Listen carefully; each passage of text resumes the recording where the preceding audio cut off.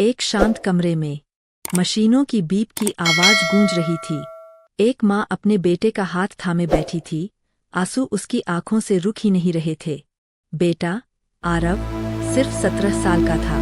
कुछ दिन पहले तक हंसता खेलता सपने देखता एक बच्चा अब एक ठंडी हॉस्पिटल की बेड पर बेहोश पड़ा था। डॉक्टरों ने हाथ जोड़ दिए थे, अब दुआ ही काम आ सकती है। माँ की दुनिया अंधेरी हो चुकी थी, लेकिन तभी उसने आसमान की ओर देखा और कहा, हे प्रभु यीशु, अगर तू है तो मेरे बेटे को बचा ले। आरव बहुत अच्छा बच्चा था, हर रोज गरीबों की मदद करता, चर्च जाता और यीशु माशी से बातें करता था। लेकिन एक दिन अचानक उसे तेज बुखार हुआ। कई दवाइयाँ ली, लेकिन हालत बिगड़ती गई। डॉक्टरों ने कहा उसके शरीर में एक दुर्लभ बीमारी है, इलाज बहुत मुश्किल है। माँ और पिता दोनों टूट चुके थे। पिता ने आखिरी उम्मीद के तौर पर यीशु माशी से प्रार्थना करने का फैसला किया। रात का वक्त था, पूरा घर सो चुका था, लेकिन पिता अपने कमरे में घुटनों के बल गिर गए। आंखों से आंसू गिरते रहे, होठों पर बस एक ही शब्द था, प्रभु अगर तू चाहता है तो मेरे बेटे को बचा ले। मैं अपना सब कुछ तेरे चरणों में अर्पित करता हूँ। वो पूरी रात ईश्वर से बात करता रहा। हर शब्द में विश्वास था, हर सांस में दर्द था। अगले दिन सुबह कुछ अजीब हुआ। डॉक्टर जो रात भर निगरानी में थे, हैरान थे कि आरव का तापमान अचानक सामान्य हो गया था।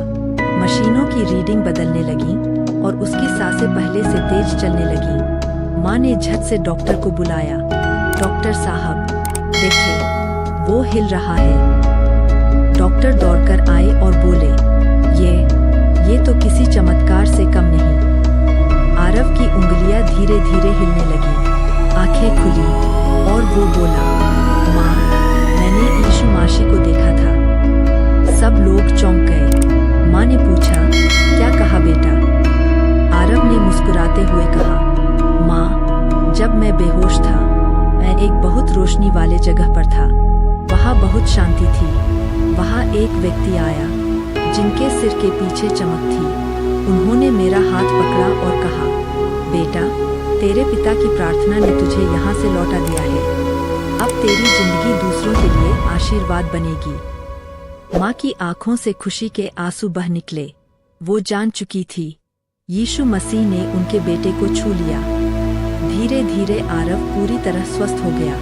डॉक्टरों ने कहा, हमारे हिसाब से ये असंभव था, लेकिन पिता मुस्कुराए और बोले, जहाँ विज्ञान रुक जाता है, वहाँ से प्रभु का चमत्कार शुरू होता है। उस दिन के बाद से पूरा परिवार यीशु माशी का भक्त बन गया।